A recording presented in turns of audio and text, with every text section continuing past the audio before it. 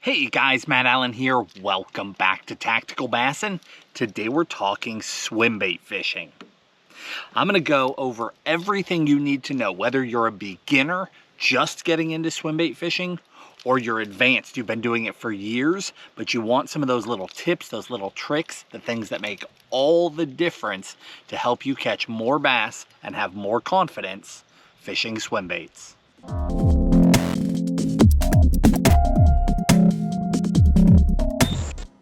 Swimbait fishing is one of the best ways that you can specifically target bigger fish. You know, if the average fish in your lake is a 3-pounder, you can pick up a swimbait and your odds go through the roof of catching a 4 or 5 or 6 or 7-pounder. If your lake has a lot of 7 and 8-pounders, you can pick up a big swimbait and all of a sudden you've got a shot at a 10, a 12, a 14-pound bass. Swimbaits just draw out the bigger fish. So with that in mind, this is a technique that you want to use if you're trying to break your personal best, catch bigger fish, catch a kicker in a tournament, or just go out there and try to target giant bass. You're tired of catching little ones. The problem with swimbaits is that there are a ton of options. I've probably got 50 laying out here on the deck right now that we're going to talk our way through. And the biggest issue with there being so many is that they are expensive. There's no shortcut without information like this to help you know which ones to try, which ones to spend your money on, which ones to invest your time into. There just isn't a shortcut. It has taken us decades and more money than I dare ever add up to figure out which baits really stand out from the crowd. So what I've done today is I've assembled a bunch of the really good ones because there are a lot of really good options. But I've broken them down by category. What we're going to do today, I'm going to start out just talking to the beginner, the guy who just wants to give this a try. I'm going to give you just a couple of quick baits here, and that might be all the information you need. You just want to know, hey, I want to go out, try and catch a bass on a swim bait. Which 1 or 2 baits should I buy and go give it a try? I'm about to give you that. For everybody else, we're going to take a serious deep dive down the rabbit hole today. I've broken the baits up by category. So we've got boot tail and wedge tail soft baits, but also separated into boot tails to fish faster and slower. Same with wedge tails, faster and slower style baits. Then we've got bluegill baits, both soft baits and hard baits. Then in the hard bait category outside of bluegill, we've got single joint or glide baits, and we've got multi-joint baits. Okay, now I'm not going to go into topwaters today. That's the only thing that I'm leaving out. Well, we're not going into topwaters and we're not going into little swim baits. No finesse stuff here. But the smallest bait we're going to talk about today is a 6-inch bait with the exception of the bluegills. Okay, so everything is full-size swim bait fishing, and I'm not leaving anything out for you today. I'll talk to you details on how we rig them, ways I upgrade them, why I switch between baits when I do, and then we'll talk a little bit about gear to wrap it up. But first, the beginner. Let's just go right there, because not everybody has the time or the desire to go down the rabbit hole, and I understand that. You want a quick answer. For the beginner, I do not care where you live in the country. Let me grab a couple of baits for you. That for sure. That for sure.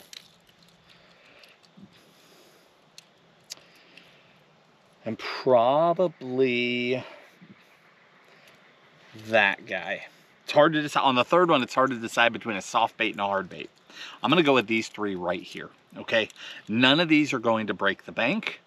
In the world of swim baits, these are inexpensive, but these are baits that are just so deadly and work all over the country. I mean, literally this year, I've caught fish on them all over the country. First one is going to be the Mag Draft Freestyle. It's a 6-inch bait. You rig it on a beast hook, so you rig it weedless. At least that's how I prefer to rig it. That's my main way to fish it. And the reason why I choose that bait is that rigged this way, It's got a great shimmy in the water. It's got a ton of tail kick.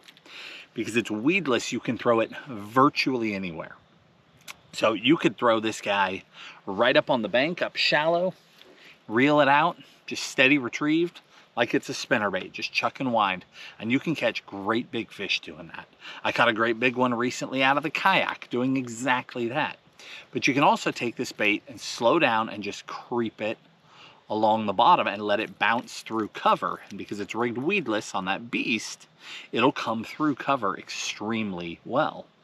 So I'm going to say if you're just going to go anywhere in the country, or you live anywhere in the country and you want to try a swim bait, this is a large enough bait to catch a big bass, but it's a small enough bait that you can throw it on a really heavy jig rod. You don't necessarily need dedicated swim bait equipment to pull this off. So that's number one. Number two is going to be an S-Waver 168. This little guy right here is a glide bait, and I emphasize little. In the world of glide baits, it's pretty small. But I have lost track of how many giant fish I've caught on these.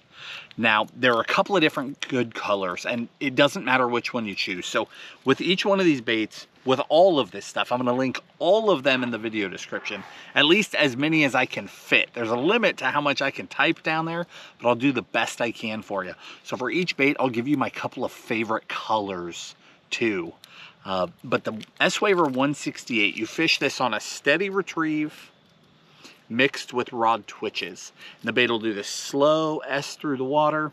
When you twitch it, it'll kick to the sides, and that's when the fish react and eat it most of the time. But that's a bait that will catch a giant spot, a giant smallmouth, and yes, it will catch giant largemouth. Then the last one, I went with this guy right here. This is a Savage Gear bluegill. It's a line through, so you can rig it like this on top, or you can run the line the other way. And this is actually the way I prefer to fish it, and put that hook like that on the belly, okay? Now, the reason I kind of ho-hummed there for a second was because it's hard for me to decide between a soft bait and a ganterelle, a hard bait, as a bluegill imitator. Both are really, really good choices, but I've had a lot of success with this bait this year, and a lot of people live in a part of the country where bluegill are a major forage base for bass. So if you're one of those guys, this is a key bait. We're going to go in depth about it here in a little bit. I'll pick this back up and talk a lot about it, but that's an excellent bluegill imitator. So if you're maybe in the north, or you know that your fish are feeding on something other than bluegill, you can set that one aside, focus your attention here as a 1-2 punch. But those are some baits just to get you started. The beginner who just wants to go out there and give it a try, tie any one of those onto 20-pound line and just start fishing. You will be amazed the caliber of fish that have been living in your lake that you have not been interacting with until you picked up a swim bait. Now, for everybody else, it's time to buckle down. We're gonna take a serious look at this. It's been a while since we've gone in depth about swim bait fishing. What I'm gonna do today is we're gonna start with the soft baits, then we'll work our way back into the hard baits. But I've got a lot to say about hard baits. You guys know that. So we'll end there, but we'll start with soft baits. When it comes down to soft baits, the biggest thing you need to know is you've got boot tails, which are these paddle tails. Okay, so the water comes in, hits them, and they kick behind that bait.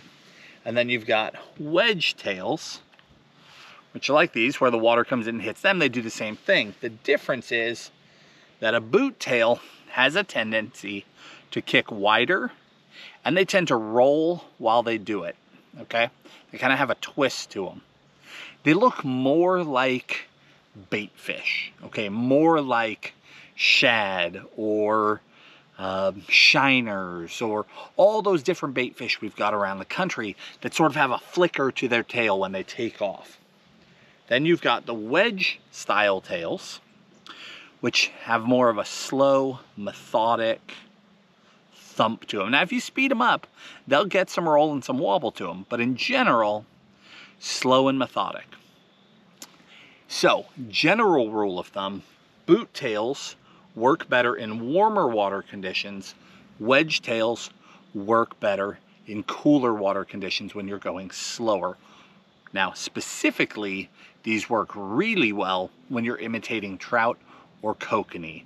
They just swim differently, and these tails do a much better job of imitating those prey species.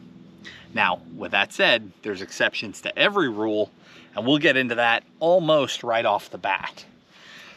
Let's start with boot tails. So I'm going to start here with the boot tails, work around into wedge tails.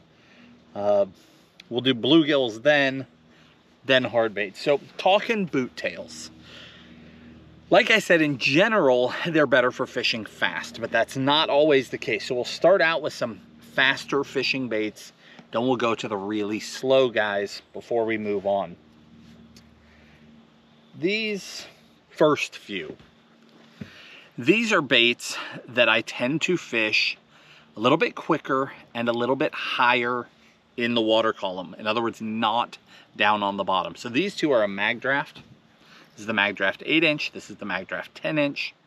These baits have a fairly slow fall. Obviously, they have a bottom hook. The way you fish these is throw them out and just slow roll them back to you. They have a sweet spot. If you go too fast or too slow, you'll see they get a little crazy. There's a sweet spot. Look for that speed where all of a sudden everything lines up. That tail just starts looking perfect. That is your speed. This is one of the simplest baits to fish. Throw it out, slow wind it back, and they work. They work really, really well. As an example, the largest striper I have ever caught, I caught on one of these right here, a 10-inch mag draft. It's not just largemouth that eat these, right? Everything eats swim baits. Big predator fish eat smaller fish. That's just reality. So for those of you that have been with us for a really long time, you might remember when I was catching giants on glide baits, doing some river fishing in California. So that should tell you the size of striper that we've messed with the mag draft, because they've been bigger. So throwing this style bait, again, is really simple, really effective. Now these baits are rigged up. They come on a swivel. Now obviously I changed my hook here. I don't have to tell you this one's rigged up for striper, right? I've gone to a giant split ring and an owner STX 58, just a phenomenal, super strong hook. But that's how that's rigged up. So when you hook those fish, they come up and try and thrash it. It's on that swivel, and it's really hard for them to get it out of their mouth, which is a huge benefit for you as the angler. So mag draft, 8-inch and 10-inch. This guy is the next one I want to talk about, because we also fish this one faster. Now this is the Baka Burrito, and a lot of you might have heard of this bait. This was a garage bait. They have never been widely available until recently, which is why I've never really weighed in on it. You just couldn't get them. There was never enough supply to meet the demand. But recently, the guy who makes these partnered up with Mike Bucca, who makes the bull shad, and we'll get to the bull shad in a little while, but they took over production of this bait and really increased production, and now they are widely available. This little guy is an incredible swim bait. It is very, very unique in its category. So a couple of things I want to teach you about this bait. Now, the bait is heavy. You can fish it in 10, 15, 20 feet of water really effectively. It's got a lot of lead inside of it. I presume it's lead. It's got a lot of weight inside of it. So you can throw it out, let it fall to the bottom, and then just start slow winding, just bumping it along the bottom. That tail will be back there kicking. And I know a lot of big fish have been caught that way. But there's something very unique about this bait, and it is why I chose it. And it's not that you can throw it out and bump bottom. I've got plenty of baits that'll bump bottom and do a great job. This bait, when fished faster, feels halfway between a swim bait and a chatterbait. That tail thumps. I mean, even on a big Swimbait rod, great big rod tucked under your arm, you can feel that thing thumping through that big rod. It has that much vibration coming out of the back of that bait. So that head gets to wagging, it's got a rock to it, and that thing is thumping. Why does that matter? Because it will call fish up. So this bait shines for me in a couple of situations. In the summertime when we are ledge fishing, I absolutely crushed them on this thing.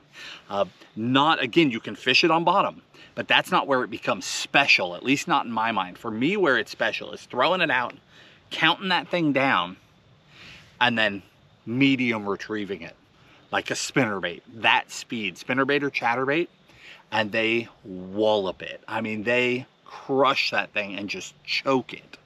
Now, the other thing about going that fast, there's another application for it, and it's right now. So a lot of people overlook this in the fall time. I've been doing it for, I don't want to tell you how long I've been doing it. 15 to 20 years. I've even been doing it with these baits, okay? Like a Huddleston. People think of a Huddleston as an ultra slow crawling bottom contact, and you're not wrong. That is a great application for that bait. But so is the chuck and wind. I've lost count of how many double-digit fish I caught. I mean, I could go back and look through my notes, but offhand, I can't tell you how many doubles I caught fast fishing a Huddleston. It works, and people do not do it enough. This bait excels at that exact same thing. So throw it out, second it hits the water, and I mean straight to shore. Chuck it right up to the bank, and as soon as it lands, you're winding. Okay, there are a lot of fish this time of year. The water's still warm enough that the fish are aggressive and they are moved up to feed. They're not always moved up, but you can intercept them when they are. So there's more than one way to fish a swim bait. A lot of people think soft bait, pick your spot, line it up, set an anchor, drop your talons, and make that perfect cast and just creep. You can do that, and it can work. But you can also figure out that, hey, my fish are moved up on points today. Pull up on the point, right up there. Next cast, go to the next point. Same thing, repeat. And you'll cross paths with one of those fish that's moved up, and they moved up because they want to feed. You'll land right up shallow, you'll start going, and it will be one of the most violent bites of your entire life. When those fish hit at high speed, when a big largemouth runs a bait down at high speed and tries to stop it, it is bone jarring. You will never forget a bite like that. And this is a phenomenal bait for that technique. And it's exactly why I wanted to start with this and give you guys that information, because I know some of you won't make it to the end of the video, and I want you to know that that method works right now. Now, one thing about this bait is they cost a little bit more than you would expect. It is not a cheap bait. There's a reason for that, and I want to explain it. Because when I look at the bait, it's not a giant bait. There's not a lot of paint going on here, right? It's actually poured with glitter. That's how they're getting their color, and I have crushed them on this color, this golden shiner color. What makes this bait special and what causes it to cost so much more is that it is silicone. So this is not, most of these baits are made out of plastisol. This is not, it's a silicone bait. The only other one that I throw that's silicone is this JSJ. See, silicone baits have a ton of forgiveness. They stretch, they flex, and then they come back. So these baits last a really, really long time. Now, if you snag them up and lose them, obviously they're gone. But in terms of fish eating them and destroying the bait, it's completely different than a plastisol bait. You can get way more bites on these and still have that bait hold up. The problem is that silicone just plain costs more to work with. The material is more expensive, so you pay more for these baits on the front end, so just know that. But that's why you're paying more for it. It's not because that particular manufacturer wants too much money for their soft bait. They're making it out of a more expensive material. All right, on to the rest here. A handful of other boot tail baits for you. Let me pick this guy up first. Let's go weedless for a second. I really only have, is this right? three baits that I fish weedless with any consistency. The first one is that mag draft, and we already talked about that. Obviously, I love that bait. Got a bee flying around my head. Obviously, I love that bait. Again, I fish it on a beast hook. I tend to leave that hook point free floating in there, okay? So it's up there where it's weedless, but I don't actually hook it in. I leave it exposed, sort of sitting in that slot. That way, when the fish eat it, that hook is immediately exposed, and I get a great hookup ratio that way. The other bait that I fish weedless a lot is the Scottsboro. Okay, and exact same thing. I fish that bait weedless, but I typically don't tuck that hook point unless I'm going to be in heavy rock or I'm throwing it through laid down trees. I'll leave that guy exposed. The other thing I can do, if you're getting bites on these weedless baits and you're not hooking up, now if you're hooking up and losing them, that's a rod thing. You're not using a stout enough rod to do the job. You need to go to a stronger rod so you can bury that hook, because at the end of the day, that is a very heavy duty, very large hook. So it's going to take some rod to plant that thing. So if you're losing them mid-fight, that's probably the issue.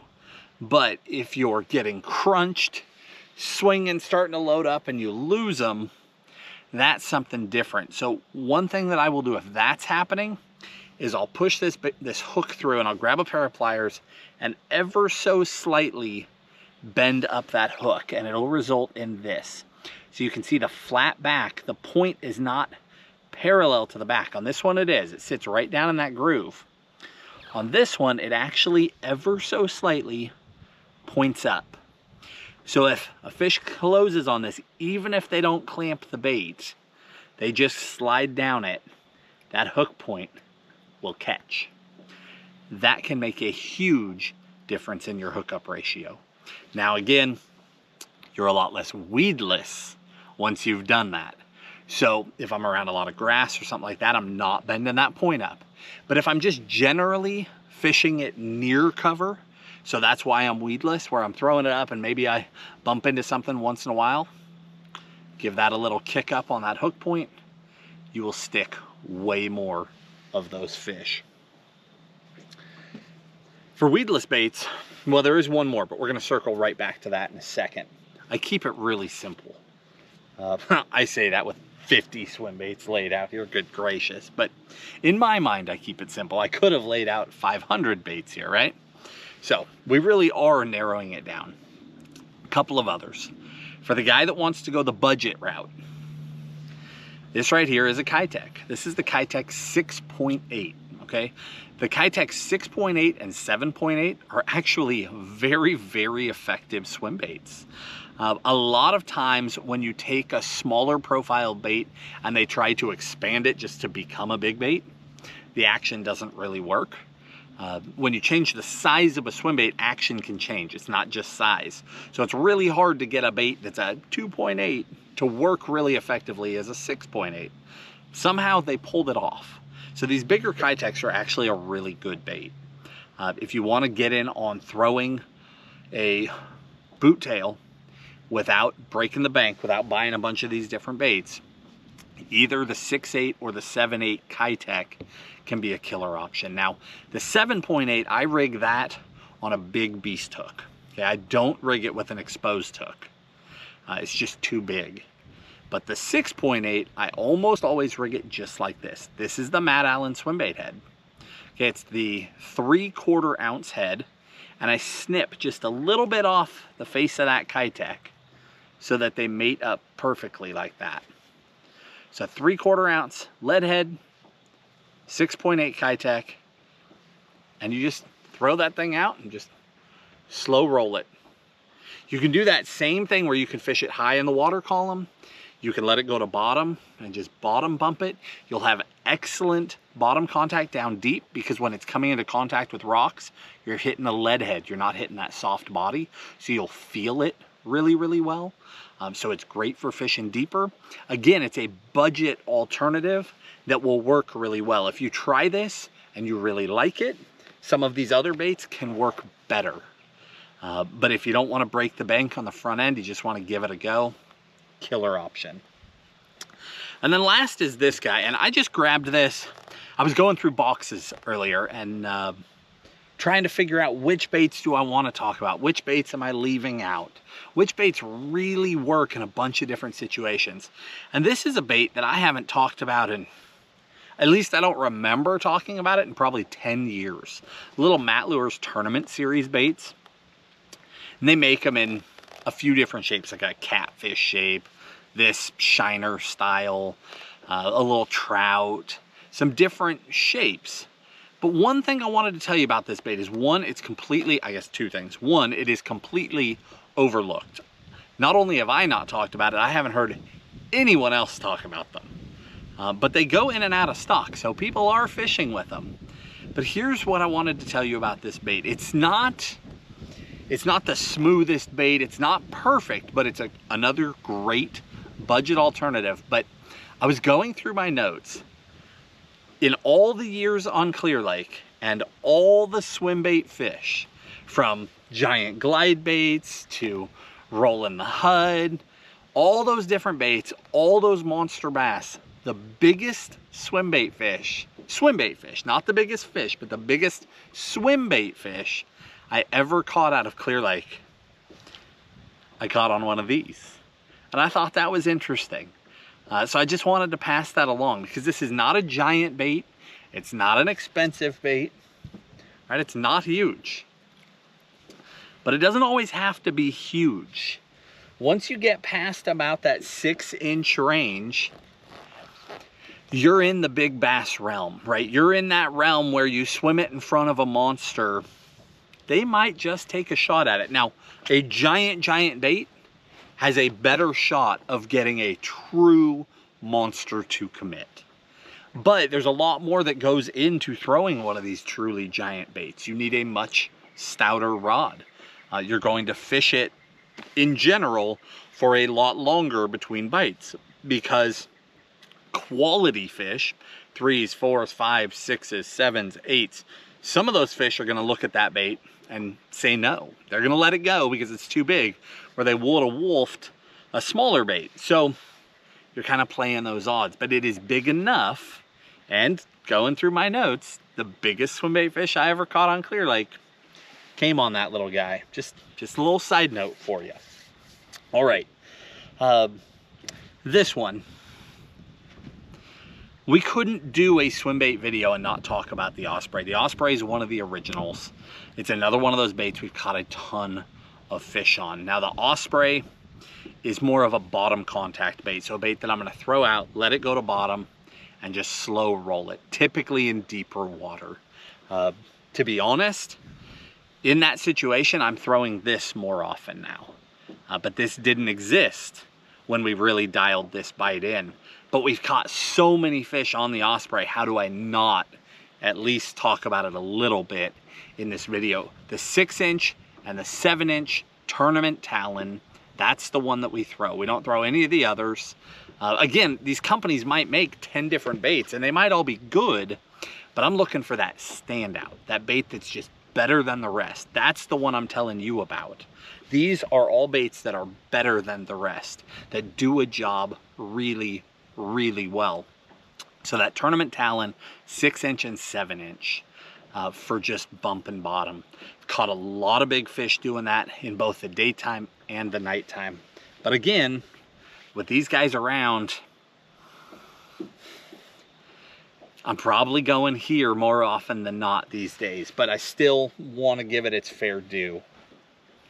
Last but not least, these are trash fish. Now, you've got the 6-inch, and this is actually the fatty. See how thick the body is?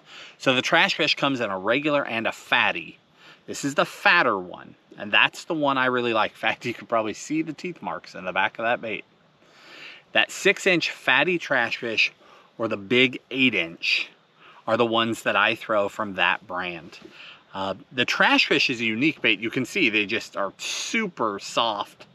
They just collapse on themselves. They'll fold up in a little ball.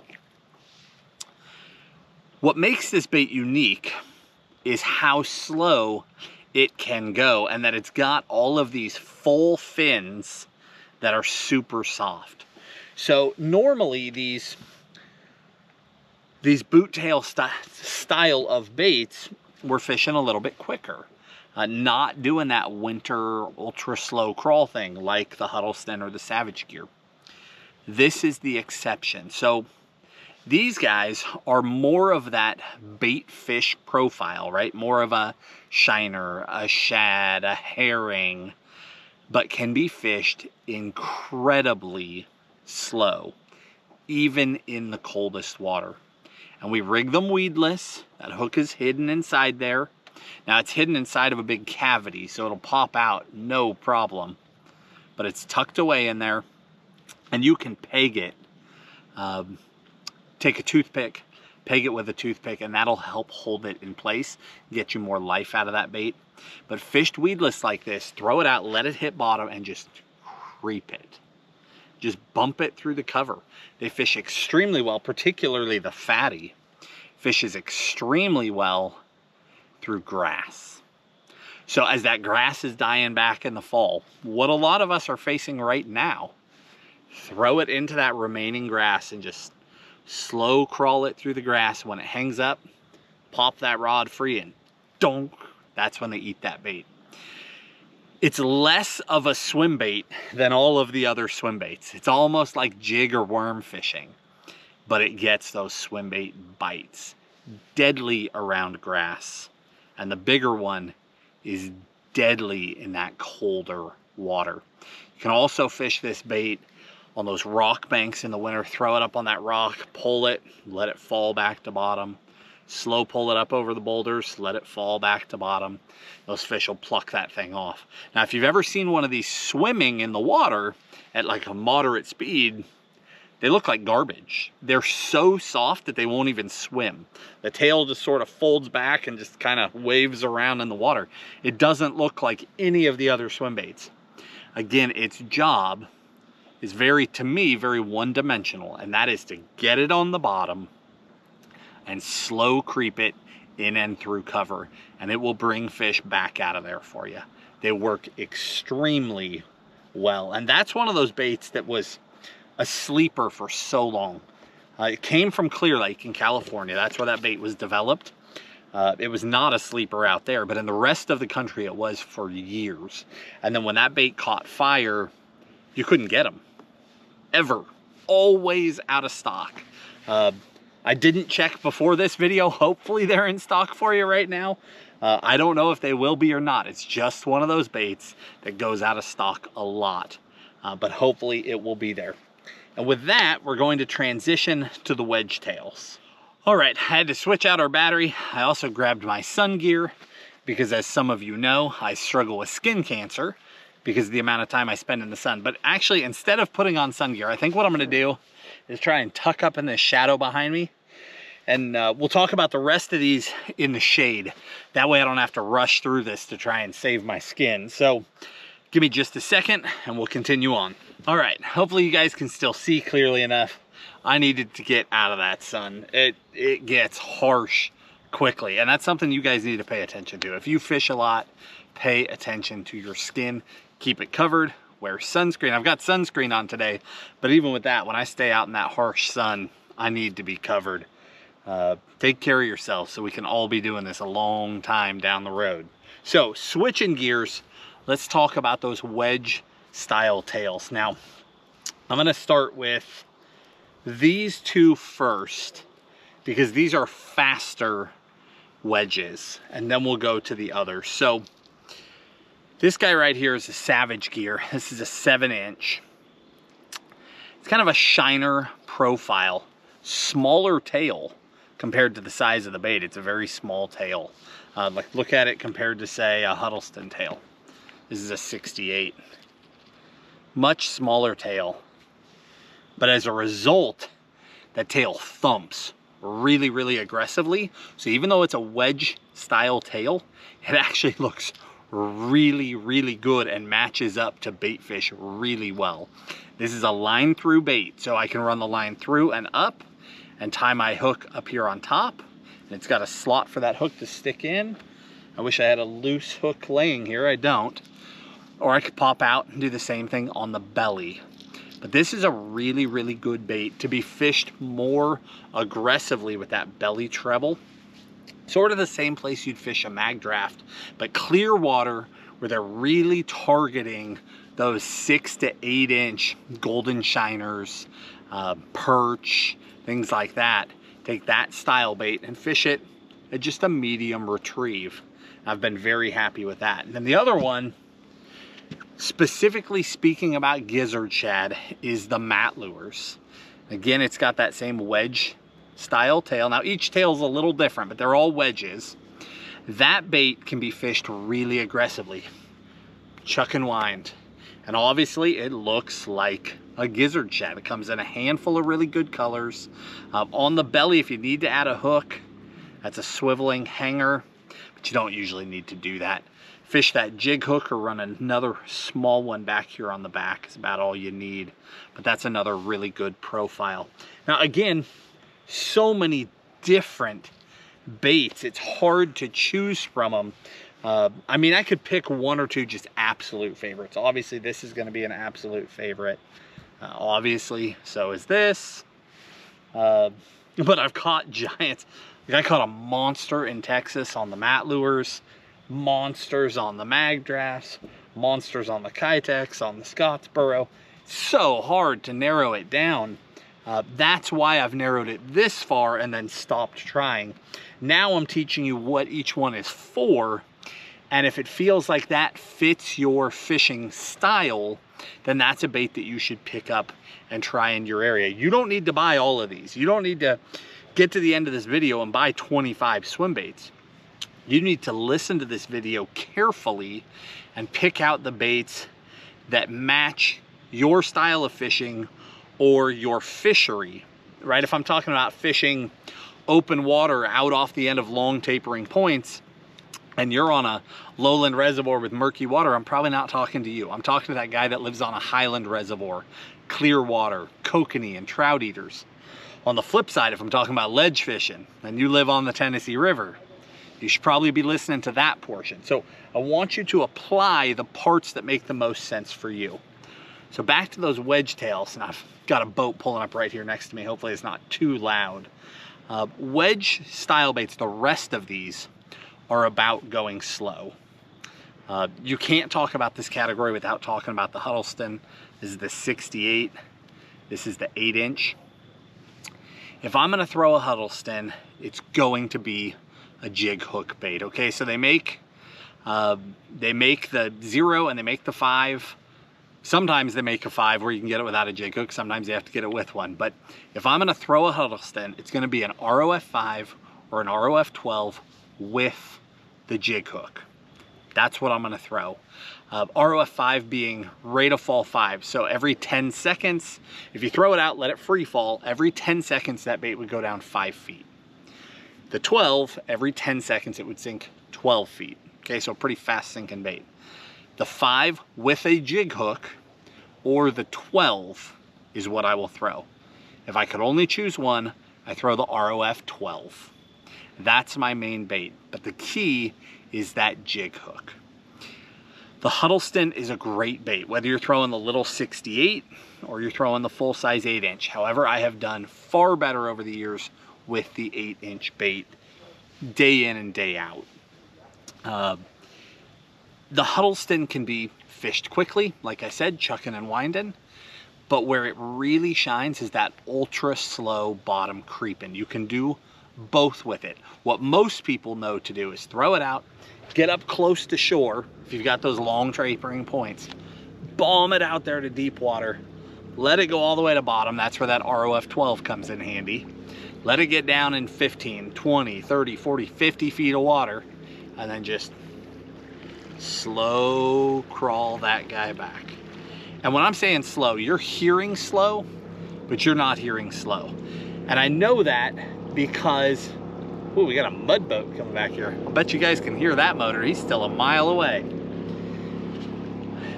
I know that because when I've had clients out on the water, they've heard the videos, they've tried to fish a Huddleston, they have not succeeded, They get out there with me and I say, go slower. So they go as slow as they can go and I say, go slower.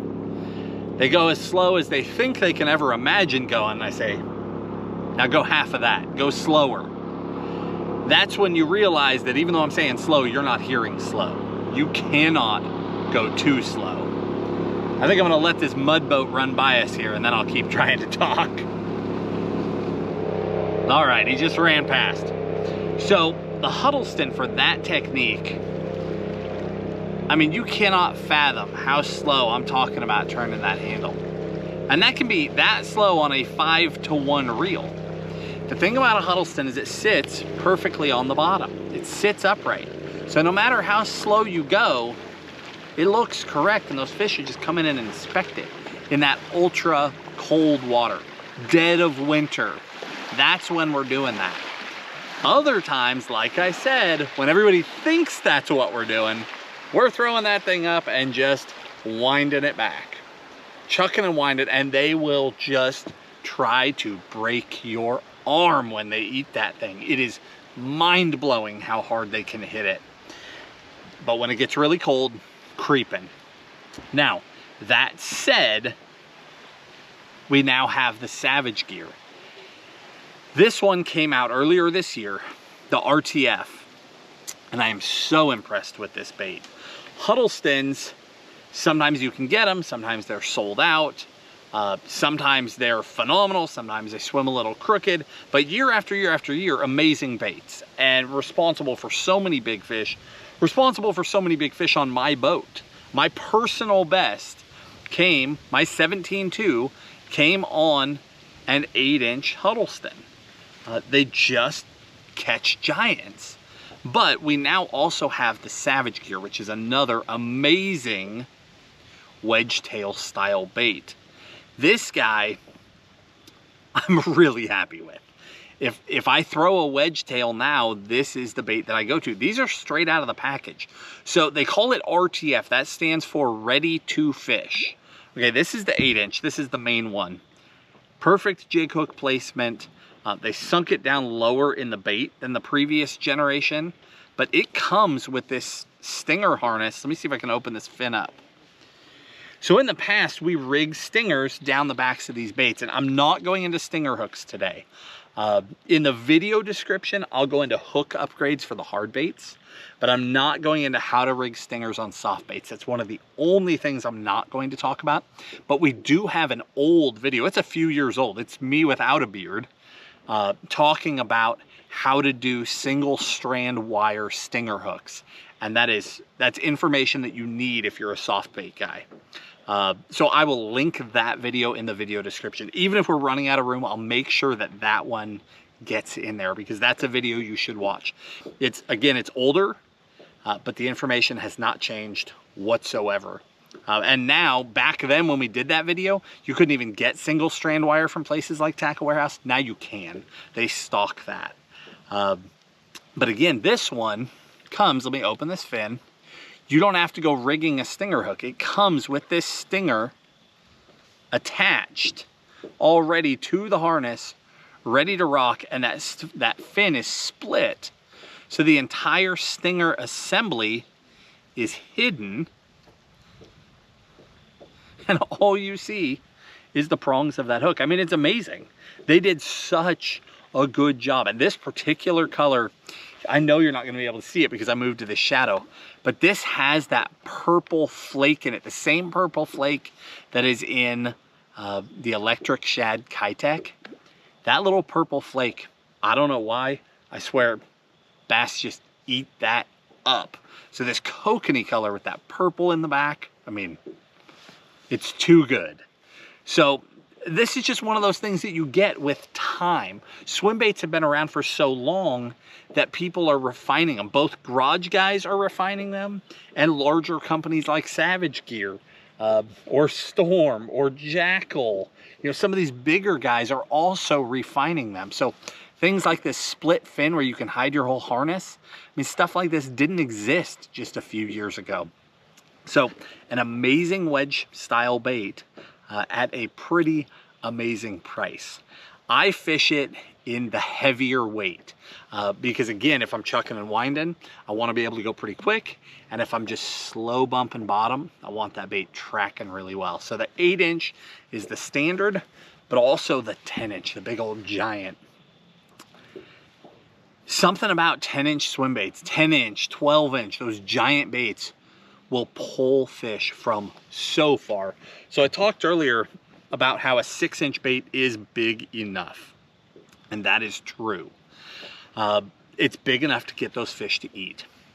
However, when it comes to swim baits, the larger the bait, the larger the drawing power. And what I mean by that is, and these numbers are going to be arbitrary, okay? I'm making them up. But we'll take a 6-inch bait. And let's talk about fishing in clear water, because in murky water, obviously everything's downsized. So we'll say crystal clear water, 50 feet of visibility, okay? A 6-inch swim bait, maybe a bass is willing to swim 7 or 8 feet out of its way to come get that bait. And that's a long way, right? If you were throwing a little worm and you missed them by 3 feet and they were sitting up against a rock, maybe they're not coming to you. That's why it's so important to throw those little baits right into the cover, right up against the dock piling, right? You got to get that fish to eat it. Well, a swim bait has drawing power. It will pull those fish to you. So let's say they'll come even 10 feet for that 6-inch, okay? For an 8-inch bait, it's just that much more body, that much. I mean, there's a big difference between a 6 and an 8. Maybe they'll come 12 feet or 15 feet. For a 10-inch bait or a 12-inch bait, they will come a long, long way to get that thing. It's incredible. They will rise way up in the water column. If you're fishing it up high, they might come up 10, 15, 20 vertical feet, let alone distance across, to have a look at that bait. Now, not every fish is going to eat it. Those giant baits, they don't get that many bites, because even a big fish might not want to take on that big of a meal. Some will, and sometimes crazy little fish will. You might catch a 3-pounder on this that just comes up and pounds it.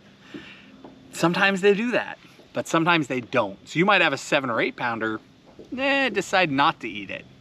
But you go buy a 12-pounder, she's gonna massacre that thing. So know, when you throw the bigger baits, you're going to get less bites overall, but you can get those just absolute giant top end bites. But the most important thing is that if you're fishing in clearer water, because the drawing power is so large, the bigger baits will pull fish the farthest and you will see them. Okay, always be watching behind your swim bait in clear water. I don't care if it's a soft bait or a hard bait. Always be watching behind that bait, because those fish will just pop up out of nowhere and come tracking that thing.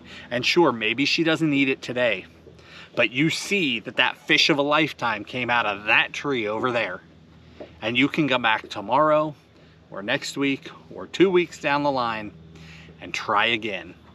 And if you raise her up again and she doesn't eat again, time to leave. Next time you come back, try a different bait, try a different direction, but you know that that fish has got a home that she's coming back to. The really, really big fish, especially in trout and kokanee lakes, they're territorial.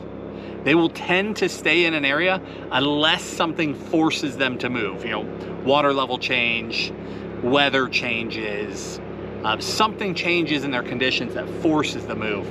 I'm gonna let this mud boat run by again or you won't be able to hear me. These guys are loud. Now, in lakes that don't have trout and kokanee, okay?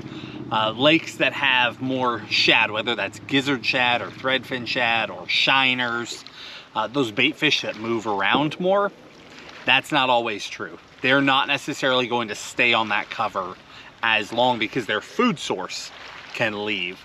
But particularly trout and kokanee eaters, those fish, especially the really big ones, they hold their ground. They might have a favorite stump that's their favorite stump for their entire lifetime. They don't generally move that far.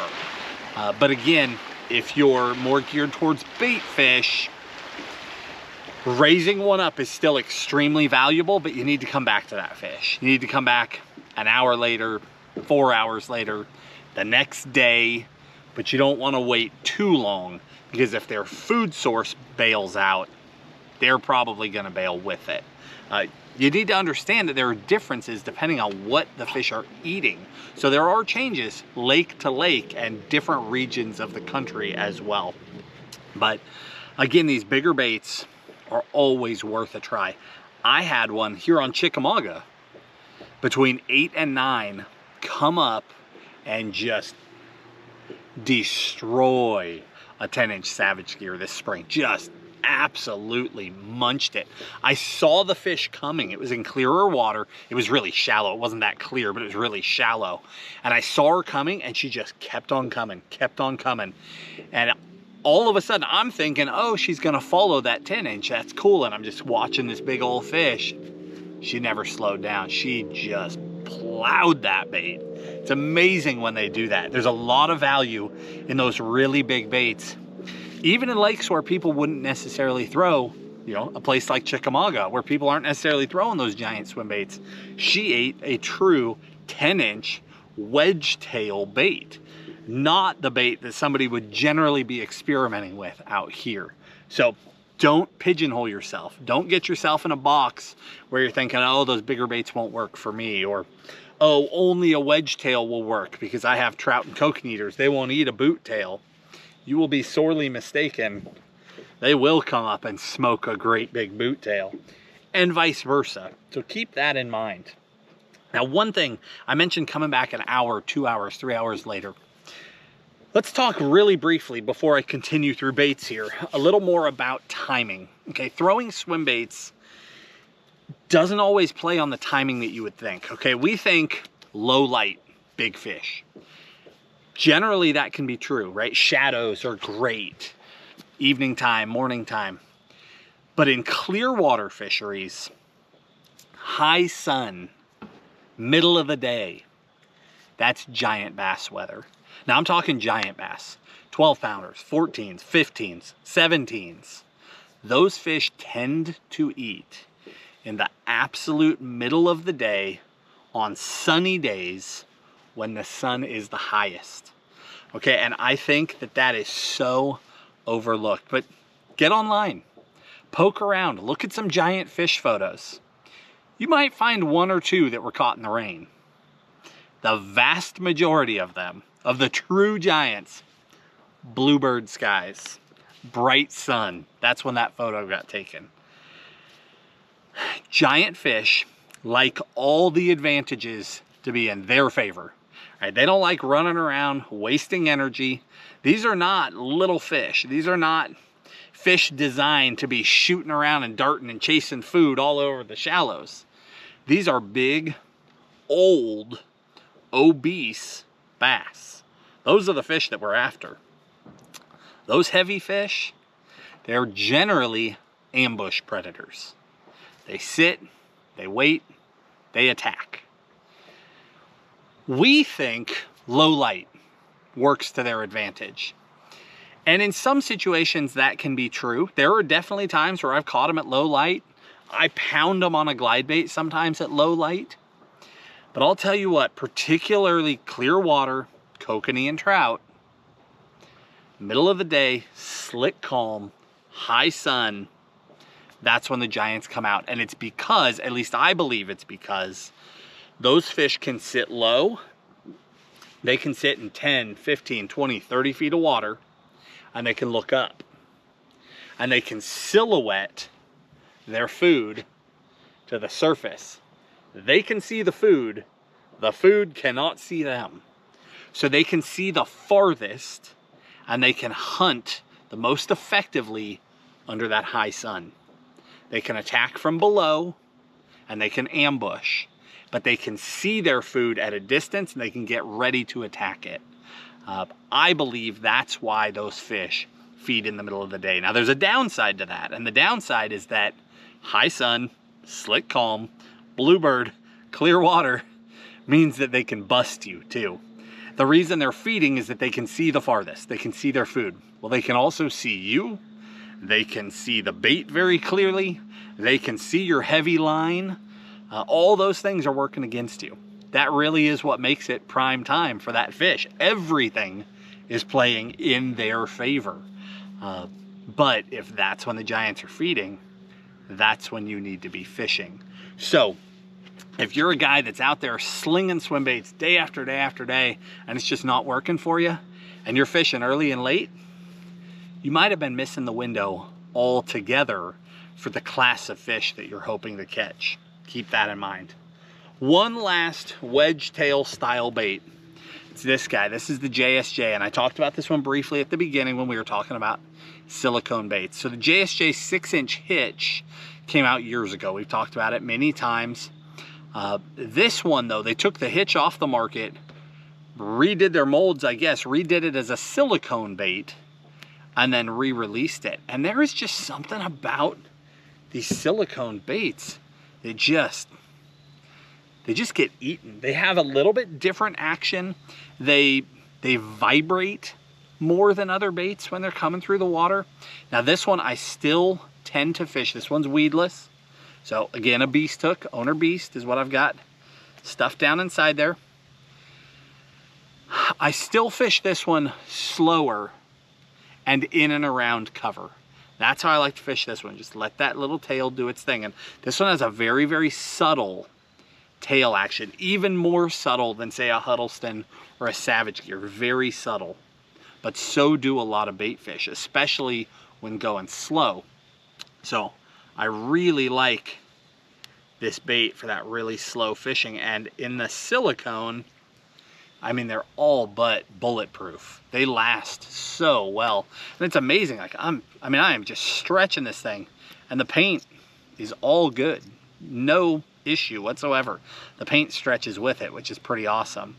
So that's it for wedge style baits. Well, until we get here to bluegill. But give me a second, I'm gonna take a little drink because we've been going for a long time, and then we'll talk bluegill. All right, time to talk bluegills. Got 4 bluegill baits for 4 soft baits for you. Then we're making the full transition over to hard baits. Bluegill baits. I actually keep it extremely simple. I really do. I know I say I keep it simple a lot and people laugh about that, but this really is simple, okay?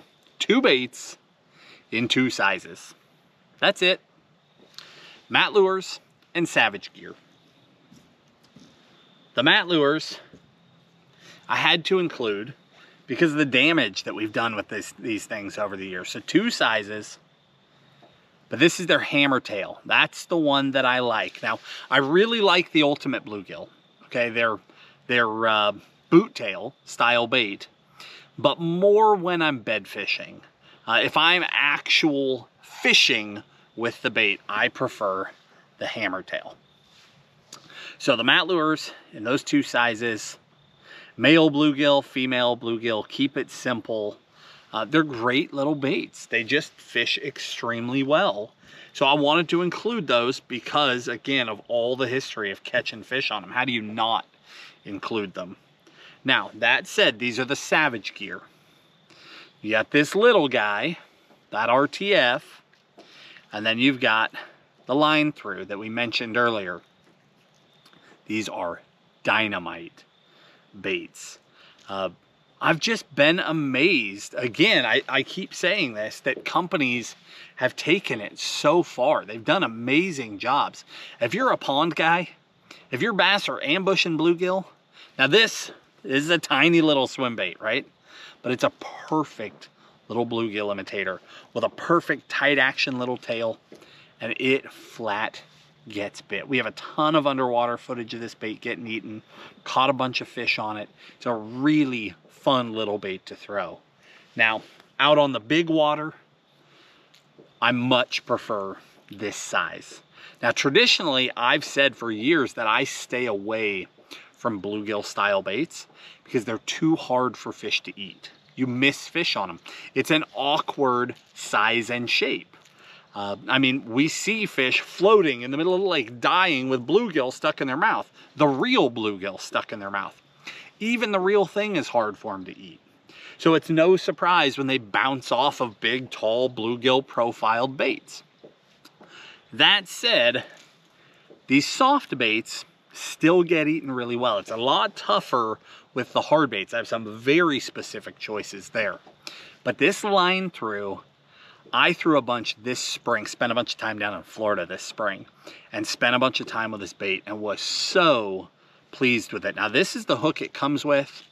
You can certainly upsize that hook a size because this is quite a bit of bait for that hook. Now it hooks up great, but you're talking about a lot of weight pulling on a small hook once you've hooked those fish. So don't be afraid. If you're gonna fish it on top, stick with this size so that you don't make that bait swim cattywampus.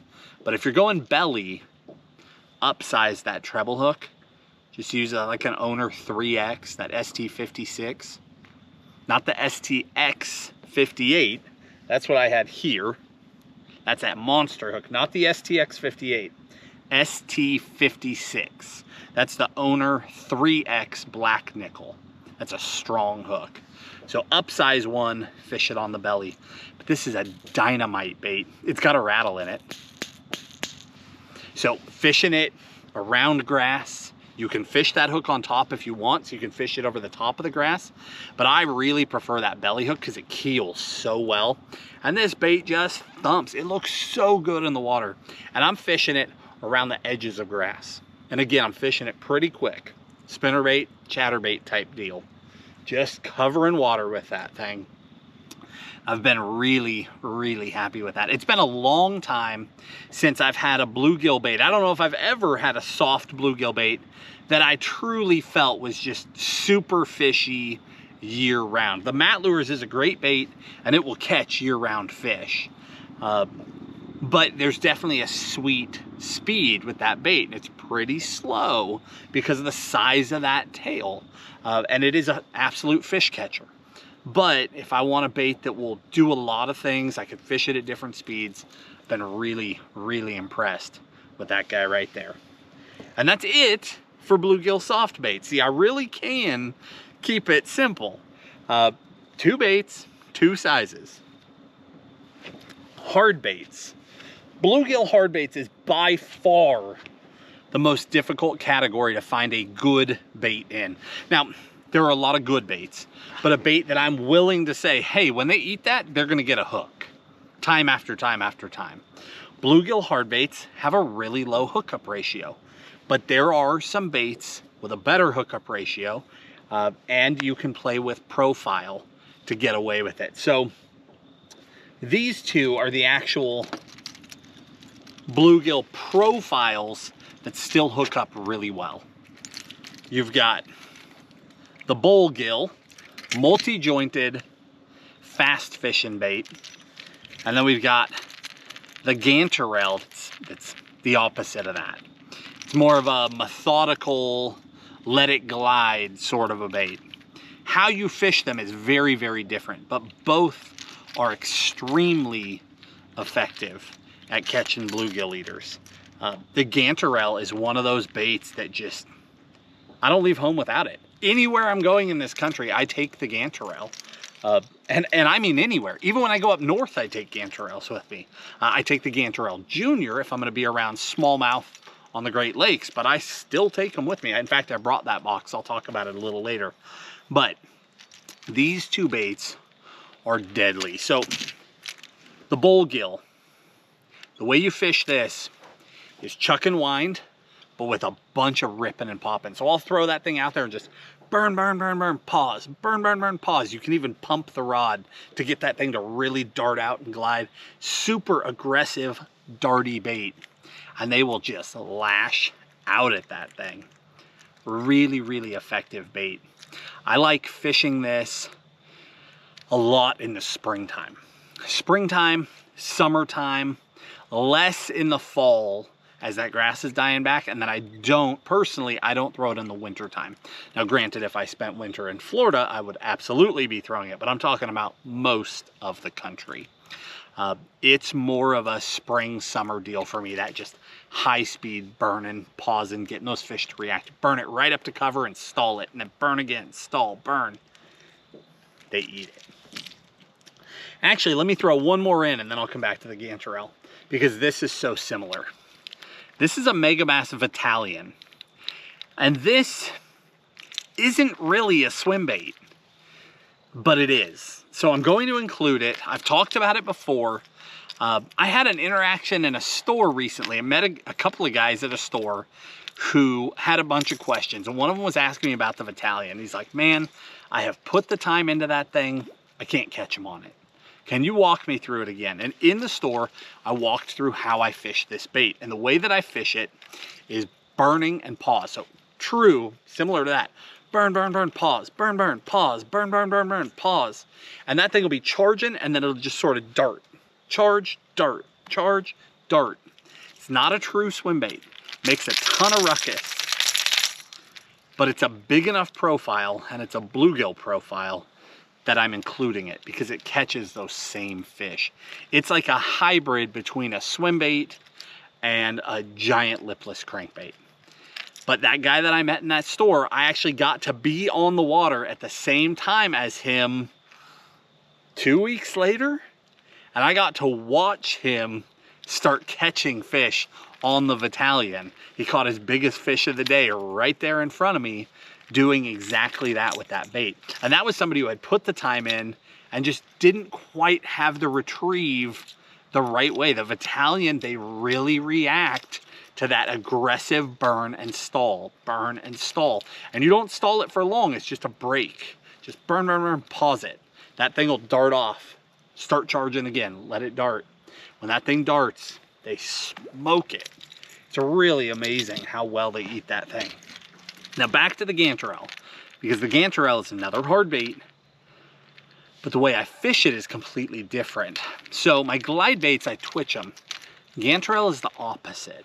The Gantarelle, I'll do a slow 3 or 4 winds, and then I just stop. And that bait will get that swim going, and when I stop, it'll just casually veer off to one side or the other. Same concept, but night and day different speeds. The Gantarelle, like I said, I take it everywhere I go in this country. It gets munched. When they don't want that ultra high speed, they want this. When they don't want this, they want that. But what's interesting about the Gantarelle is that the bite is unlike any other bait that I fish, because again, I'm not burning it. I just steady retrieve and then stop. And when I stop, it just coasts forward. Well, what that does is put slack in the line. So sometimes you'll do that and it'll go dong, because they hit it and pull that line tight. Other times they eat it coming at you and you don't feel a thing. So I'll be gliding along, pause, go to move it, and the bait's not there. And you have to reel, set, because they've completely slacked you out. Because unlike the other baits, they hit it on a true slack line. It's very different. It's really fun. So that guy gets them. My main size is the standard Gantarelle. There's also a junior, but I don't necessarily feel like I get any more bites on the junior. I don't think I gain anything throwing the junior. So I prefer the standard size Gantarelle most of the time, because I think my odds of getting that top end bite are better, right? If I swam both sizes past a great big fish, I feel like the bigger bait will get bit more often. So I throw that one. The only time that I throw the smaller is when I'm around spotted bass or smallmouth or northern largemouth, and they're not as big a fish, you know, 2 to 5 pounders. I feel like those fish, when they take a swipe at it, hook up better on that smaller profile. So that's when I throw that junior. But in general, the standard size Gantarelle, and they've got 2 or 3 really good bluegill type colors, and I think all of them work really well. They come with feathered trebles. I upgrade. My front hook, I leave as a 1X hook most of the time, but I go a size larger. And then my back hook, I go to a 3X hook because it's a little bit smaller hook. I don't want it getting bent out. So I go to a 3X hook. It does alter the action of the bait just a little bit, but I think the trade-off is worth it to know that when I stick them, especially if they just got a bit of that tail and I've just got one hook point in them and it's that smaller hook, I like knowing I've got them on a 3X hook and I can still pull hard against those fish to get them to the boat. 2 more baits in the bluegill category, and then we're totally shifting gears in terms of what these fish are eating. All right, the last 2 bluegill baits are not bluegill baits at all. They are glide baits in bluegill type colors. That S-Waver 168 I talked about earlier. I mean, you can see how just absolutely mangled this bait is. It has done work for me. It has been put through the paces. And all I do is keep upgrading my split rings and my hooks, and it just keeps on going. It doesn't take on water. It's not broken. It's just been munched. So I keep sharp hooks on it and I keep going. Sharp hooks are key with these baits. We have a now famous underwater clip of a largemouth coming up and eating the S-Waver where she T-bones it, but doesn't get the hooks. But one of the hooks touches the outside. And when she goes to spit it out, that hook point catches.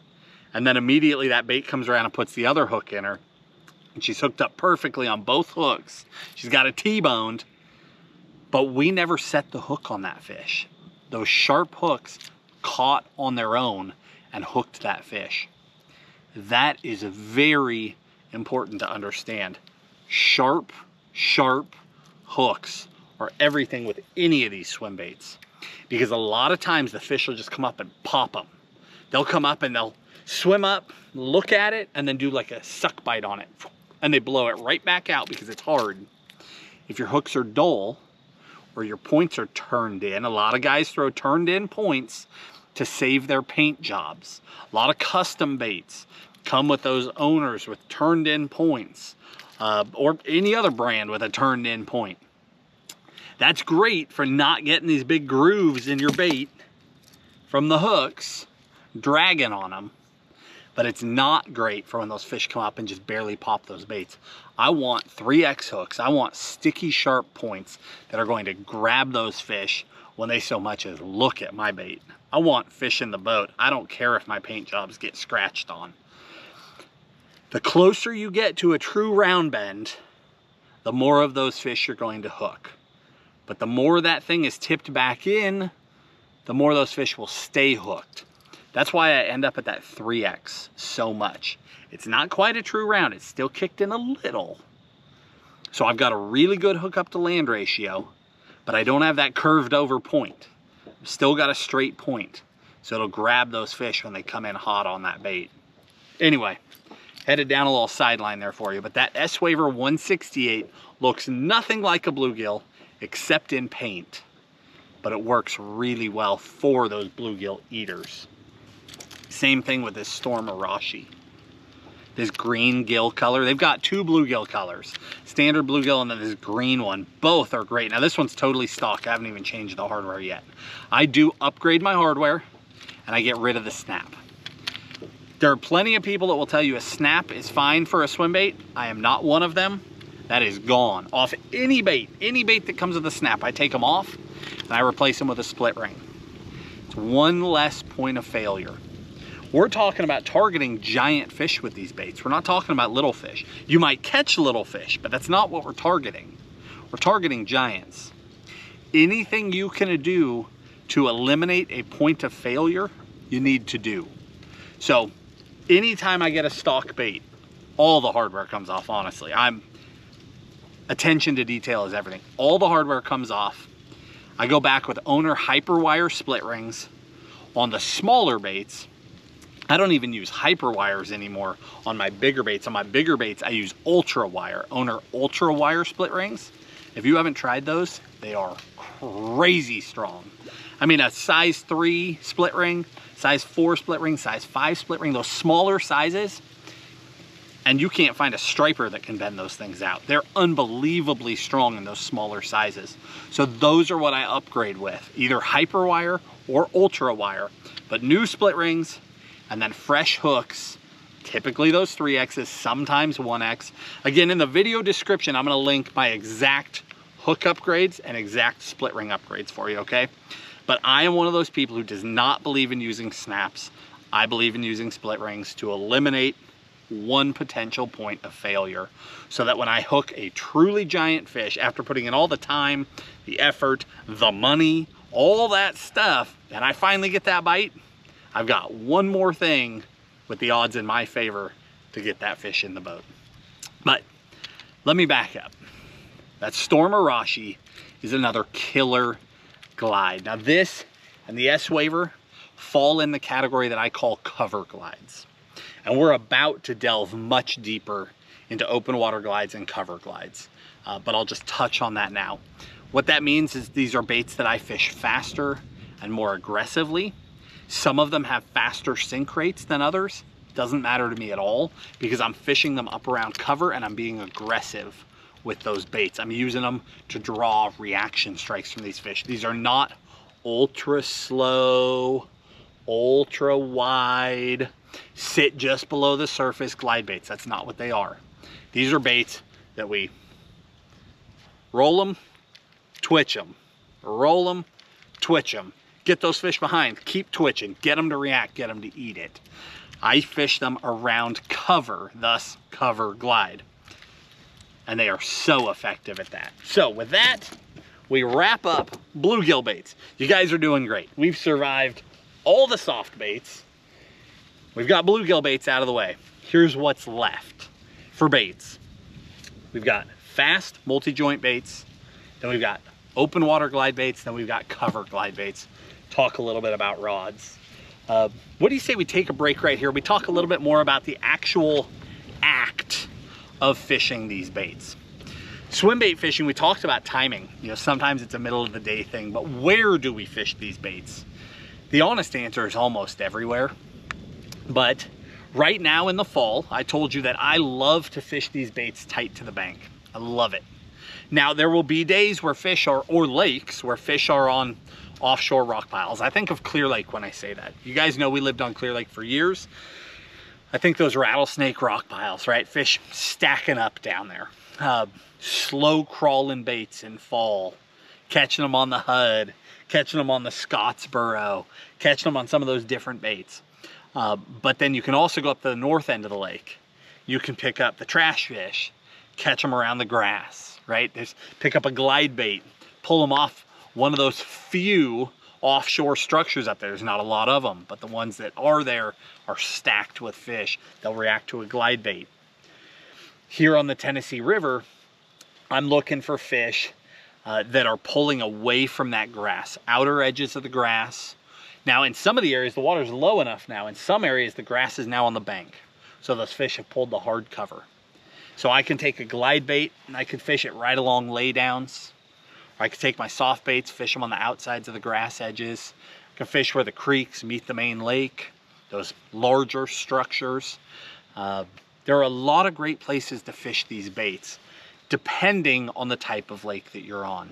You know, if you've still got a ton of grass, you're either fishing over the grass, trying to pull fish up, something like a mag draft, or you're going right through the heart of it with a weedless bait, or you're out there on the corners, and I do mean corners. You can treat the corners of grass lines. If there's a hard grass line and you find a corner of that line, you can treat that corner as the same way that you would treat an actual shoreline point. The fish will use it the exact same way. They will stack up on that point and they'll use it to feed. When fish come around it, they'll ambush them. So there are a lot of different places to throw these swim baits, but I love to throw right up shallow and fast fish them back out. I see more fish. I catch a lot of fish. It's almost mindless, right? I'm just going down the bank doing my thing. No different than throwing a spinnerbait or a crankbait, and then all of a sudden I'm tied to a giant. I mean, how do you fight with that, right? That's phenomenal fishing. But it will also tell me a lot.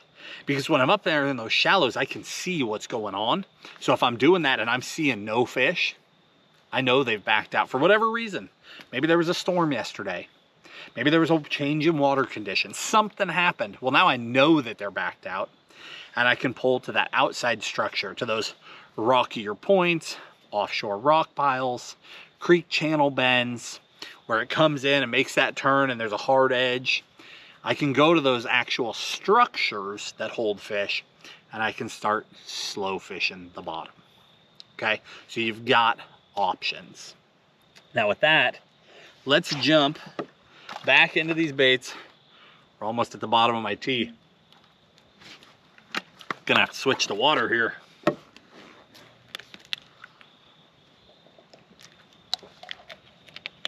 Let's switch back over to baits, and we'll get through the rest of this. Hard baits. I don't know which one I like. I don't know if I like hard baits or soft baits better. Both are so much fun.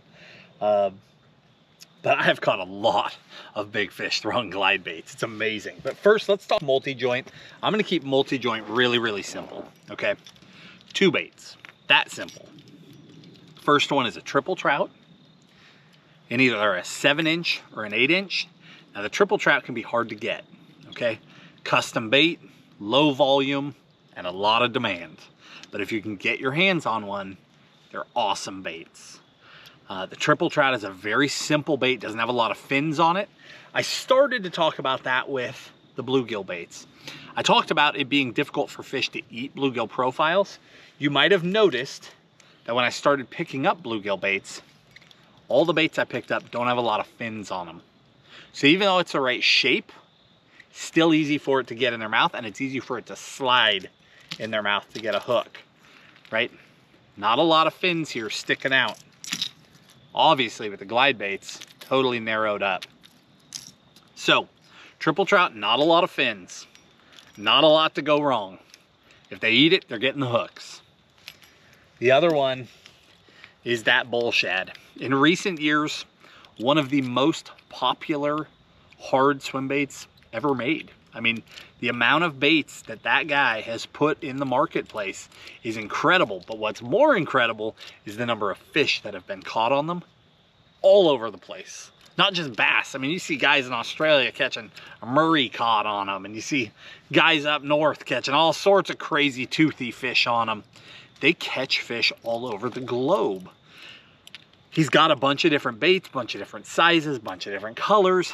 But if you just go basic shad colored, either the 6-inch or the 7-inch, slow sink, you're pretty good to go. It's that simple. Now, can you buy 10 different ones? Of course you can. But if you're just gonna buy one, 6-inch or 7-inch, and go. Now, both of these baits, you fish the same basic way. These are imitating those bait fish that are up in the shallow and they're getting chased. That's what you're trying to imitate. You're trying to draw a reaction strike. So bait fish that have been spooked, that draws a core feed response out of a bass. If they think that bait fish is running for its life, they don't know who chased it, they just know it's running for its life. When it gets to them, they smoke that thing. So the way you fish these baits is fast, super fast. Pause, burn, burn, burn, pause, burn, burn, burn, pause, burn, burn, burn, burn, burn, pause. Really, really fast and super short pauses. So that thing will just be charging through the water, and when you pause, it'll turn off. But this isn't like a gantrel. I'm not letting it glide away. It's not this slow, methodical thing. I only pause it long enough to break the cadence, okay? So if that fish is chasing after it, when that thing kicks off, just for a second, that's enough of a slowdown for that fish to just plow into the bait from behind. And that's what I'm after, just long enough for them to react. So as fast as you can go, ultra short pauses, keep burning, pause, burn, burn, burn, pause, and those fish come unglued. When they hit it, just like when I'm fast fishing those soft baits, it's a really, really violent strike. Now, with that said, for me personally, everyone's different. Everyone has a preference. For me personally, I love more often than not to throw glide baits. Glide baits just have this slower, more methodical method of fishing them, and I just jive with it. It just works for me. So we're gonna talk about a bunch of glide baits. This is the biggest category for me. I break my glide baits into two categories. I already said this: open water and cover glides. I'm opening a box. It's literally labeled TN Glide. I wonder what that's for. I made a special box as soon as I got to this state. For those that are asking if glide baits work here, swim baits work here, yes. Yes, they do. Look how chewed this one is. I might have showed you guys that one before. That one, she's had a hard life. Glide baits, they just get it done. All over this country, they get it done. So glides, two different categories. You've got those cover glides and you've got those bigger open water glides. What's the difference? We're gonna start with open water glides. The biggest difference is size, okay? Open water glides are much larger, typically 9+ inches, okay? As a result, because they are larger, they have wider glides. So they might glide 2, 3, 4, 5, 6, 8 feet wide on the glide. And that depends on if you're buying more of a mass available bait or some super custom garage bait, how wide they're going to glide. But all of the bigger baits have that much wider glide to them. Now, I focus my attention on more of those available baits. That's what I fish with a lot. But this is the same category that you're gonna see the slide swimmer in. You're gonna see the Hinkle Shad, the Hinkle Trout, those baits. Those are not cover glides, those are open water glide baits. Same as these three, okay? These are open water glides. The purpose of an open water glide is to make big sweeping movements in open water. You're typically fishing these in cleaner water, typically, not always, but typically cleaner water for really large fish. We're trying to draw those fish up to the bait, thus the clean water part. They have incredible drawing power. We talked about drawing power with the big baits. These are big baits, they qualify. These baits can pull fish huge distances up and out of cover to the baits. As a result, a good a good open water glide needs to swim wide enough and slow enough that the fish have time to get to the bait. So it's all about understanding where you fish. This is an incredible bait in less than 5 or 6 feet of water. Now, it's a great bait in 50 feet of water if they're actively chasing bait fish. But if I'm trying to pull a fish off the bottom in 15 foot of water and I'm going 100 miles an hour, I might get that fish's attention, but I'm there and gone way too fast for that fish to actually catch that bait. So these baits swim wide, they swim slow, and there's time for a giant to rise and actually get to the bait. Once they get to the bait, I could use those twitches to try and get the fish to react. Now that is what makes these three baits special. Not all open water glide baits twitch well. In fact, most of them don't. They swim so wide that when you go to twitch them, all you do is sort of mess them up and they might glide off just a little bit, but you can't get two good kicks out of them. They just don't do it. They go too wide. These are baits that fit that perfect in between. The first one is the Gancraft.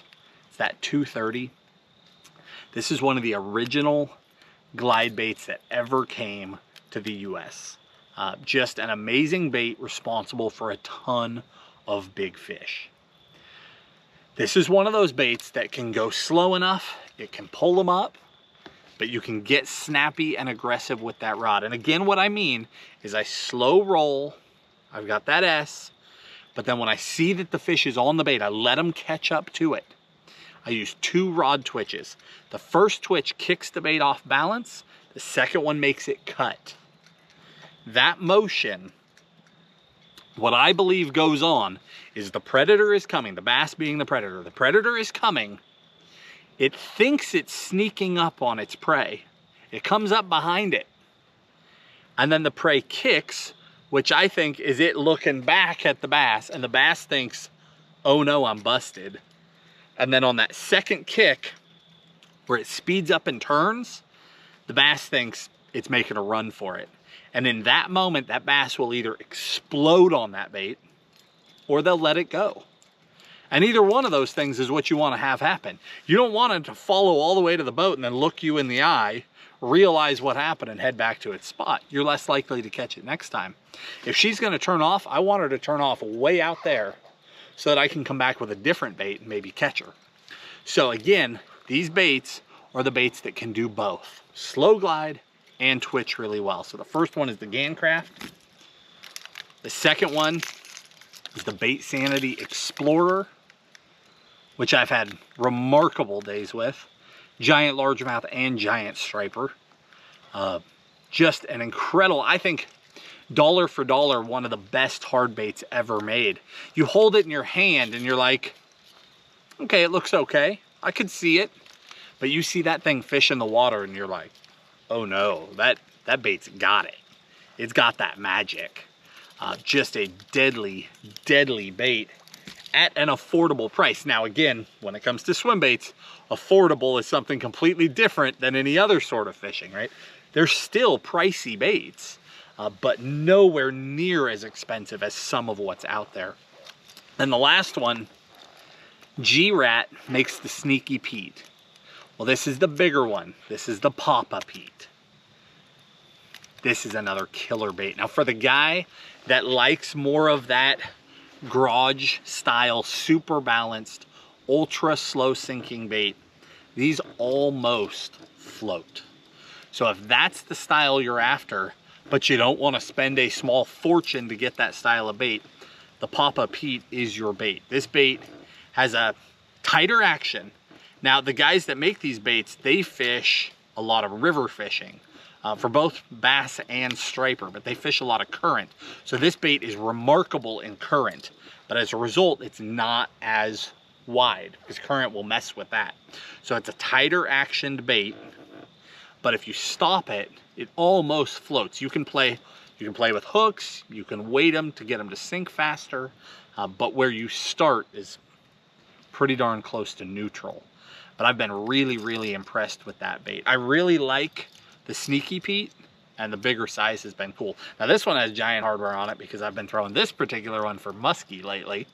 But just a killer, killer bait. Again, I want those open water glide baits, but I don't want, one, I try not to spend just an absolute fortune on them, but two, I can't get one that swims too wide or I can't get those twitches in there. And that, to me, is how I get so many of my fish to commit. So it's hard to find a bait that will do both, and those three will do both. Now, over to this box, my TN Glide box, because these are cover glides.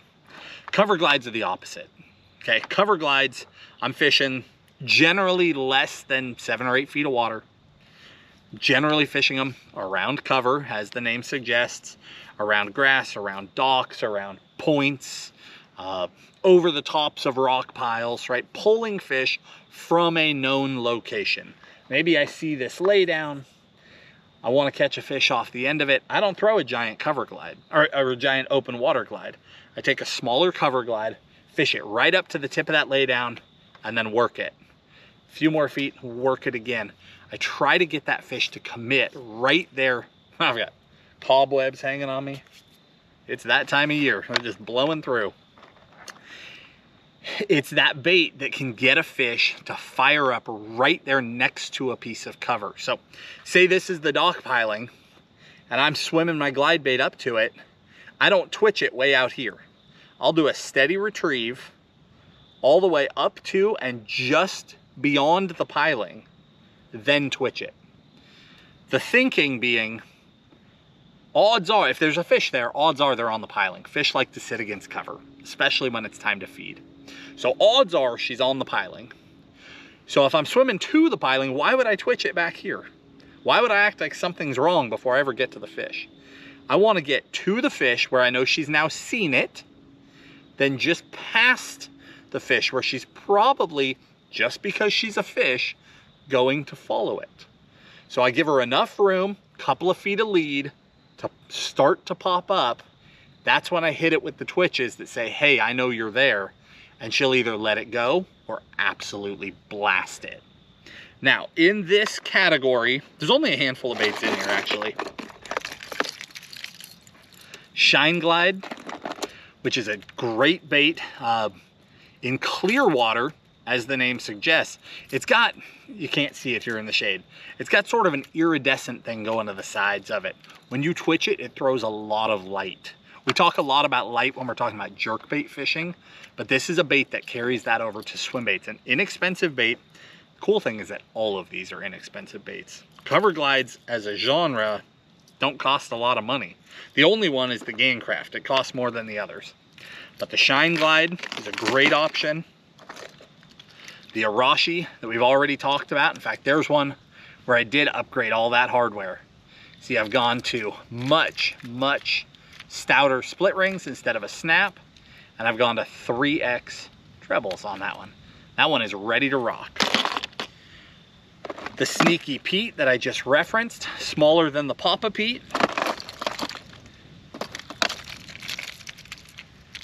Here's another one.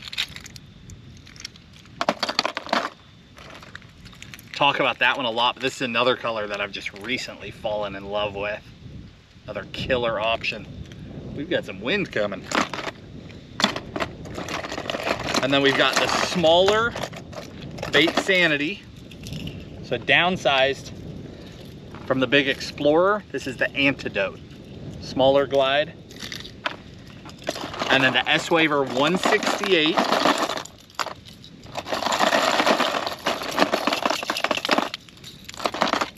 The 168 and the 200. And again, colors, keep them simple. If you're trying to imitate a trout, imitate a trout. If you're trying to imitate a bluegill, imitate a bluegill. Otherwise, general bait fish colors. Light trout, doesn't look anything like a trout, looks more like a banana than a trout, but they crush it all over the country. Light trout, Warden, Hitch. Here's a summer shad. Right, just good general bait fishy colors. Then the last one is the Gantarelle, and I've got him pretty buried in here. The Gantarelle, a little bit more refined, tracks extremely well, but you pay a lot more for them. Okay, but another great option. But day in and day out, I'm fishing the Waver, I'm fishing the Sneaky, I'm fishing the Bait Sanity.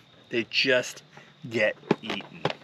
And then when I go north, north is its own animal, but really it's almost the exact same stuff. I'm looking through here. Small version of the Sneaky Pete. These are 4-plays. That's more Sneaky Petes. S-Waver 168. That's a Sabile right there, but behind it, Gantarelle Juniors. That smaller Gantarelle, just like I said. And then a Battalion. That's the box that I take up north with me. Same exact baits, just downsized a little bit. I mean, Waver 168s aren't downsized at all, but everything else just a little bit smaller. Just for those fish that have a little smaller mouth. But they still want to eat a swim bait. I mean, look at that Gantarelle Junior compared to the Gantarelle. I talked about that before. There they are side by side. It's a little smaller profile, but you can see an angry smallmouth. They can get a hold of that, no problem. They have no issue with the smaller S-Wavers, and then you start talking about those little Sneakies. They'll munch those. It's just a fun way to fish.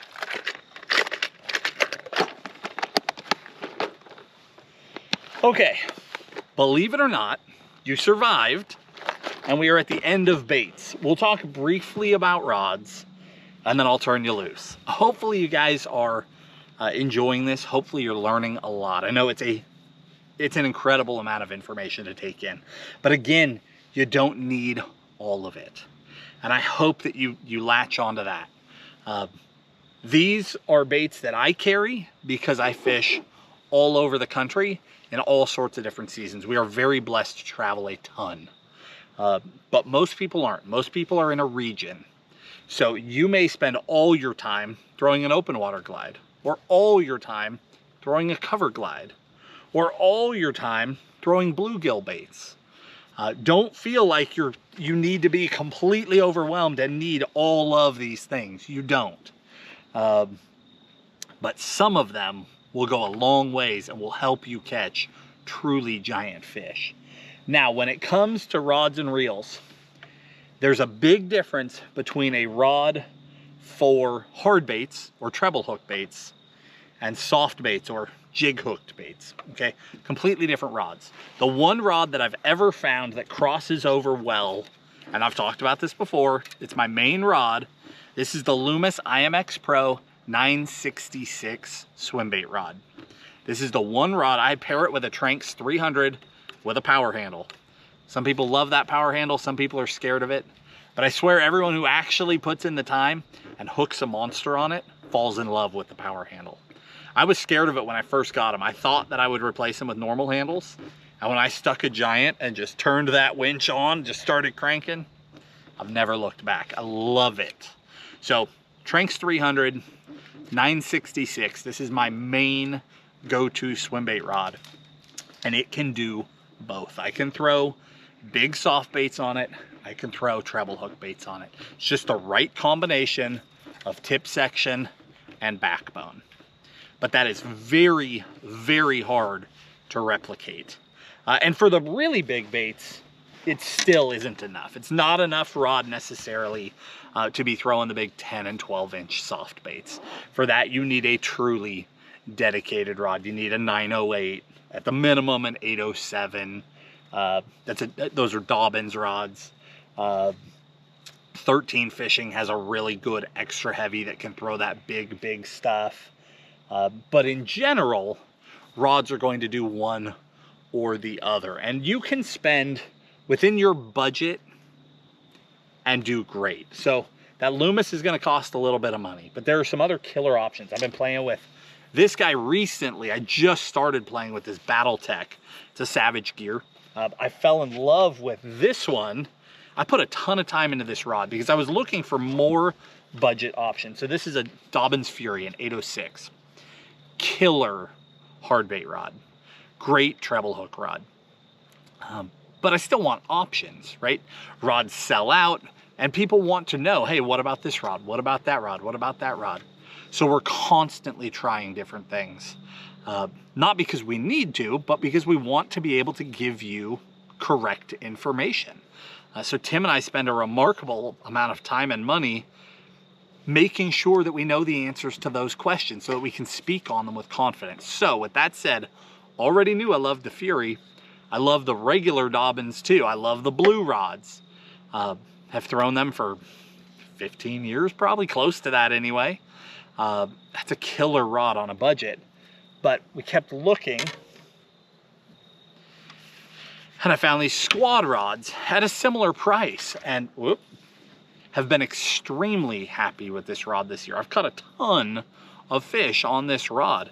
I have raised giant muskie on it, have not got the fight one on it yet, but I've raised them, caught big striper on it, caught a ton of largemouth on it, and have been just all around really, really happy with that. So I just recently got the Battletech, which is a significant step up in terms of sensitivity and power. So just recently starting to try this one out as well, but have been really pleased with it. But there are some really good options for both treble hook rods and jig hook rods. And hopefully there's room in the video description. If there is, I will give you as much of that information as I possibly can. I'll give you some rods at some different prices, those true budget rods. And I'll give you some great reels to go with them. And then like a great bang for the buck. Like you spend a little bit more and get a significantly upgraded rod. Spend a little more on the reel, get a significantly upgraded reel. And then in my mind, it doesn't get a whole lot better. You go above that, you get to a Tranx and that IMX Pro, and that's just dynamite. It's great for doing both, and it's just a killer setup. But again, some of these baits, you don't need that dedicated swim bait rod. You can get away with throwing them on a heavy jig rod, at least at first, to get a feel for it. But after that, if you're actually gonna throw a swim bait, bite the bullet, take the time, spend the money, it will pay. Because you don't want to buy the baits, put in the time, go through all the effort, hook the fish of a lifetime, realize that you have now hooked yourself onto a freight train, and then get your rear kicked by that fish and have her come off. When you are fighting a swim bait fish, specifically a soft bait fish, hard baits are a little different. Hard baits, you can fight them because they're on treble hooks. It's almost like an enormous crankbait. But a big fish on a soft bait, if you are not dragging them to the boat, you are actively losing the fight. You've seen the videos where we are just as hard as we can go, just cranking like a winch, trying to get those fish in. There's a reason for that. The baits weigh so much that if those fish get to the surface and shake that head, they can expel those baits. They can kick them out. That stinger hook helps a lot. If you don't have a stinger, if you've got them on just a jig hook and they come up doing that, you're gonna lose that battle. And as much as we all love to fight a fish, we also love to land the fish of a lifetime. So hear me out. If you are throwing a jig hook, hit them as hard as you can with the right gear. Turn the winch on. Go as hard as you can. If they come up to jump, I do everything in my power to literally, while grinding, pull them over. So if she comes up to do the thrash, I knock her head over. If I successfully do that, and that fish is now on the surface with her mouth open, and I'm dragging her, I'm winning that fight. Almost every time. Just winch, winch, winch, winch, winch in the net. Take a picture of your new personal best and quick release her. If you let her come up and battle you, you will lose that fight. And that's why a dedicated swim bait rod where you can pull that hard against those fish really does make that big of a difference. Again, guys, I know we've gone a long time. I hope this video helps you. I really do. I think it will. If you enjoyed the video, hit the like button. Be sure to subscribe to our channel. We do a ton of videos. We put out 3 videos a week for years without ever missing a single video. We now put out a ton of shorts as well in between. Most weeks we're putting out a total of 6 videos a week. It's insane. But we're dedicated to helping you guys. Those 3 key videos, the shorts, those are for fun. But those 3 key videos, Monday, Wednesday, and Friday, we never miss. If you're not seeing them, your notifications are turned off, YouTube shut them off for you, you're not subscribed to the channel, something's wrong. We never miss. The videos are there. Guys, if you enjoyed this, hit the like button, subscribe to the channel, and we'll talk to you soon.